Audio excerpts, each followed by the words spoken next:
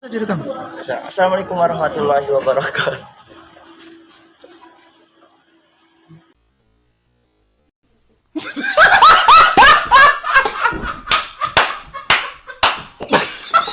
Terima kasih sudah klik video ini. Tapi jangan lupa guys, klik tombol subscribe karena subscribe itu gratis. Dengan subscribe kamu support channel ini terus untuk upload hampir setiap hari. Ingat, subscribe itu gratis, gak ada ruginya kamu klik tombol subscribe guys. Selamat menonton, enjoy.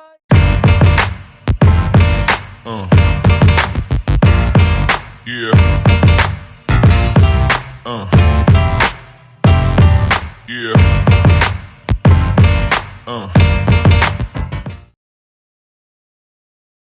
Halo guys, assalamualaikum warahmatullahi wabarakatuh.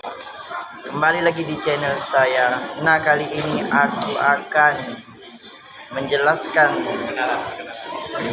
perkenalan dulu ya guys ya. Perkenalkan, nama saya Ulul Fahmi.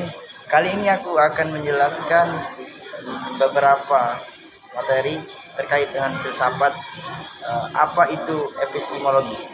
Nah, menurut para ahli, Jujun Sumantri mengungkapkan bahwa arti dari epistemologi merupakan cara berpikir manusia dalam menentukan dan juga mendapatkan ilmu dengan menggunakan kemampuan dalam dirinya. Semisal seperti indera, intuisi, dan juga rasio. Oke guys, selanjutnya pengertian ilmu pengetahuan. Filsafat ilmu pengetahuan menjadi cabang ilmu yang memperdalam tentang konsep, asal-usul, serta sifat-sifat ilmu pengetahuan. Hal ini mencakup pemahaman mengenai epistemologi, filsafat sains, dan metodologi penelitian ilmiah. Yang selanjutnya guys, perkembangan ilmu pengetahuan. Menurut Auguste Comte terdapat 3 tahapan. Yang pertama.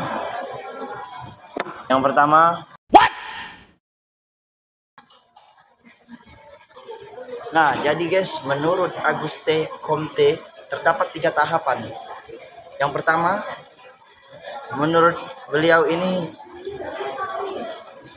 yaitu tahap teologis, metafisis, dan positif. Pada tahap teologis, persepsi terdapat kebenaran bersifat fiktif, agama, dan teologis dominan, sehingga teologis yang dominan adalah filsafat dengan kebenaran yang bersifat abstrak dan akalia. Terakhir yaitu tahap positif, yaitu tahap di mana kebenaran didasarkan pada akal pengetahuan. Pada tahap ini, ilmuwan berperan karena mengandalkan rasionalis dan empiris, sehingga persepsi tentang kebenaran bersifat real atau nyata. Baca. Sedangkan menurut George Maule, perkembangan ilmu pengetahuan terbagi menjadi tahap animisme, ilmu empiris, dan ilmu teoritis. Tahap animisme yaitu di mana manusia percaya terhadap dewa-dewa, hantu, setan, dan makhluk halus. Kehidupan manusia pada masa ini bersifat primitif dan spiritualis. Pada tahap ilmu empiris terjadi permulaan penggunaan ilmu dalam pemecahan permasalahan manusia, sehingga terbuka jalan untuk dilakukan observasi dan percobaan penelitian. Terakhir yaitu tahap ilmu teoritis, di mana kegiatan manusia dikaitkan dengan ilmu empiris. Ilmu alam berkembang lebih dulu dibandingkan ilmu sosial, kan tetapi pengetahuan empiris bersifat terbatas dan tidak mudah untuk digunakan dalam kehidupan sehari-hari. Yang selanjutnya akan disampaikan oleh teman saya, pada yang kami persilakan. Oke guys, setelah kita mengetahui apa itu perkembangan ilmu pengetahuan dan juga pengertiannya, kemudian dari sudut pandang siapa saja seperti Auguste Comte dan juga George Maule, akhirnya kita memasuki daripada kedua hal, yaitu ilmu pengetahuan yang mengacu kepada dua hal ini, yaitu objektivitas dan juga subjektivitas.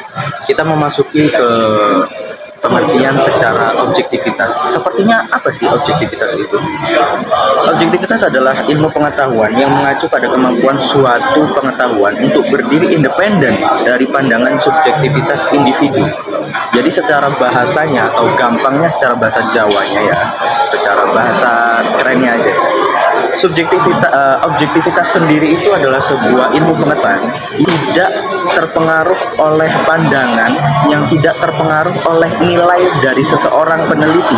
Seperti contoh, jikalau kita ingin mengalirkan air dari pegunungan yang tinggi menuju ke rumah kita yang posisinya ada di bawah pegunungan, maka kita harus menggunakan sebuah media, yaitu berupa pipa. Lah, hal tersebut juga dilakukan tidak hanya di Indonesia, akan tetapi di luar negeri seperti Italia, Spanyol, Singapura, dan lain sebagainya.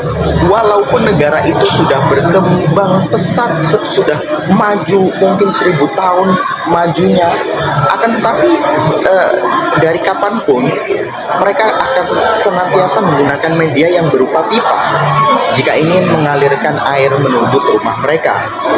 Dan hal ini juga bisa disebut sebagai ilmu objektivitas atau ilmu yang ya sudah paten, tidak bisa dirubah, tidak bisa diganggu-gugat, dan juga tidak bisa diganti patennya, independen, berdiri sendiri. Bahwasanya ya sudah, kalau mau mengalirkan air yang di atas pegunungan kita harus menggunakan pipa dan lain sebagainya. Kemudian keandalan atau keunggulan pengetahuan yang menggunakan ilmu objektivitas ini sangatlah banyak. Konsep objektivitas juga menyangkut keandalan pengetahuan dalam mencapai kesimpulan yang dapat diuji secara empiris. Jadi objektivitas ini ilmu yang bisa dijadikan ilmu yang dapat dipertanggungjawabkan kebenaran. Kemudian kita lanjut kepada pembagian atau pendekatan induktif. Secara bahasa, induktif adalah sebuah pengetahuan melibatkan pengumpulan fakta dan observasi, kemudian pembuatan generalisasi atau kesimpulan umum dari data tersebut.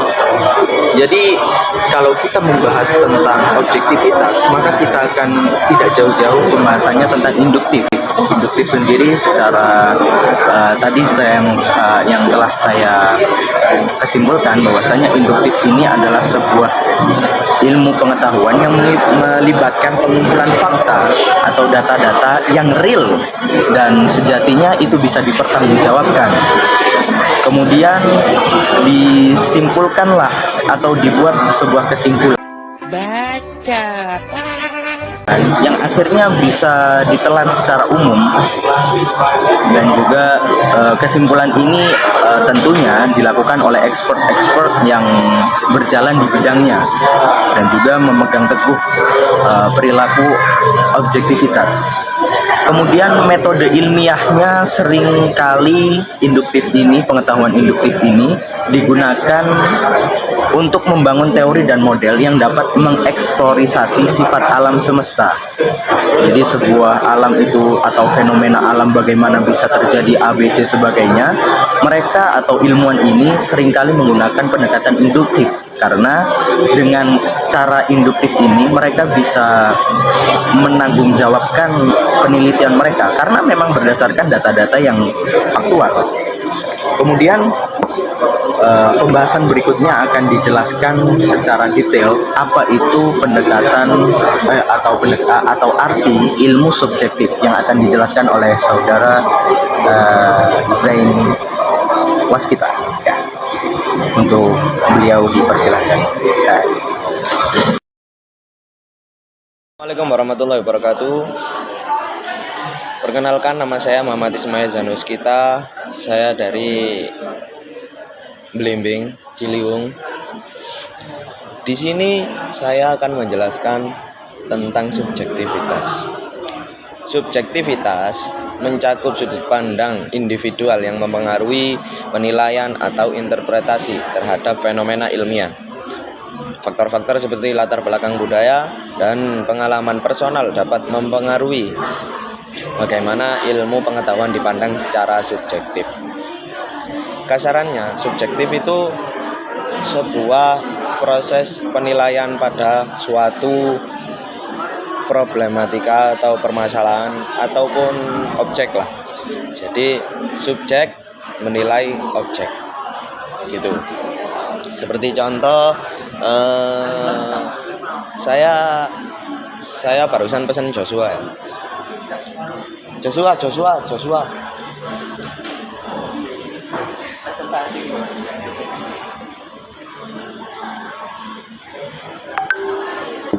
Seperti Joshua. Pendapat subjektivitas dari saya sebagai pemesan Joshua. Saya memesan Joshua karena Joshua ini enak, terus seger karena sekarang hawanya lagi panas-panasnya ya. Karena mendekati pemilihan presiden ini emang hawanya begini.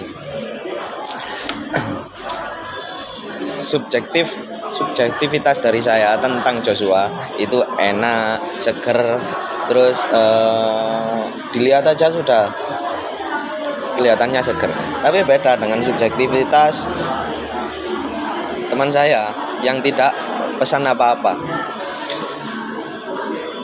Ya mungkin dia berpikiran bahwa di sini nggak ada yang enak, ataupun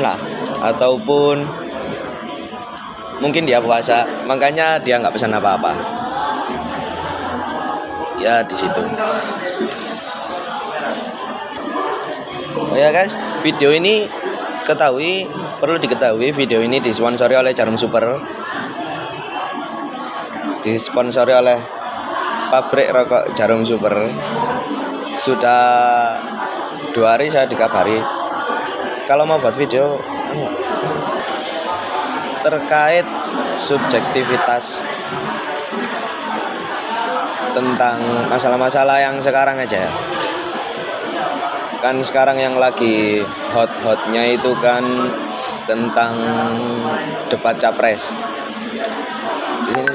Di sini saya punya video, silakan disaksikan. Selamat menyaksikan. Itu menurut saya skornya justru di bawah 5 Mas Ganjar. Kalau 5 itu ketinggian Mas Ganjar. Terima kasih Mas Ganjar.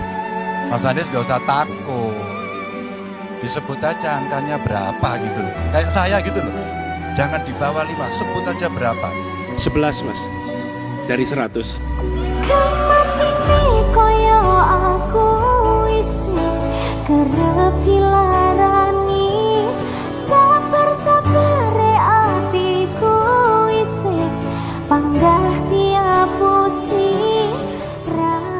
Mungkin Mas Ganjar Pranowo dan Mas Anies Baswedan, saya ingin sampaikan mereka dua-duanya adalah putra terbaik bangsa Indonesia juga.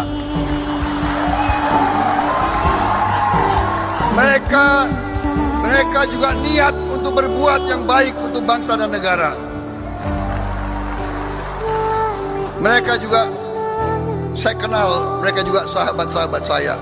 Jadi jangan kita mau diprovokasi, jangan kita menjelek-jelekan siapapun, saudara-saudara sekalian. Bagaimana? Bisa dilihat dari video tadi, video tentang debat capres yang di sana Bapak Ganjar dan juga Bapak Anies yang menilai kinerja Bapak Prabowo ini sangat rendah. Subjektivitas, terkait subjektivitas. Di sini subjeknya sebagai Bapak Ganjar dan Bapak Anies menilai kinerja Bapak Prabowo yang bisa dibilang kurang bagus. Tapi itu menurut subjektif dari Bapak Ganjar dan Bapak Anies. Yang di situ mereka berdua bisa dikatakan mereka itu kelompok yang kontra. Menilai dengan skor 5 juga dengan skor 11 dari 100 itu sangat rendah ya guys. Sangat rendah. ada beberapa alasan yang mereka katakan. Di situ mereka menilai dengan nilai segitu itu mungkin ya, bukan mungkin, memang ada di video lainnya itu mereka mengatakan kenapa kok dinilai segitu, karena mereka melihat dari alutsista Indonesia yang rata-rata bekas, terus kesejahteraan purna tentara, ya begitulah. Tapi di akhir video tadi juga disertakan bagaimana subjektif dari Bapak Prabowo yang menilai dua orang, yaitu Bapak Ganjar dan Bapak Anies. Ya di situ bisa dilihat sendiri bagaimana Bapak Prabowo menghargai, ya begitulah. Setelah selesai penjelasan dari kawan-kawan sekalian, yang terakhir adalah kesimpulan. Jadi kesimpulan dari pembahasan tadi itu, filsafat ilmu mempertanyakan kembali atau melakukan refleksi kritis terhadap ilmu, metode, dan logika ilmu, serta apakah ilmu tersebut bebas nilai. Ilmu pengetahuan selalu bekerja untuk mencari tahu kebenaran, membangun konsep dan teori, sehingga yang kedepannya bisa digunakan sebagai landasan berpikir manusia. Ilmu pengetahuan yang lahir dari hasil pemikiran manusia kemudian berubah menjadi pedoman dan standar kehidupan manusia itu sendiri. Berbagai pertentangan terjadi dalam melihat peran subjektivitas dan objektivitas dalam ilmu pengetahuan. Maaf, jadi itu kesimpulannya. Maaf kalau saya dari tadi gelegekin, mungkin efek dari Joshua ya. Terima kasih. Itu tadi presentasi dari kelompok saya. Pasti ada salahnya, banyak salahnya. Saya selaku perwakilan dari teman-teman, mohon maaf yang sebesar-besarnya. Assalamualaikum warahmatullahi wabarakatuh.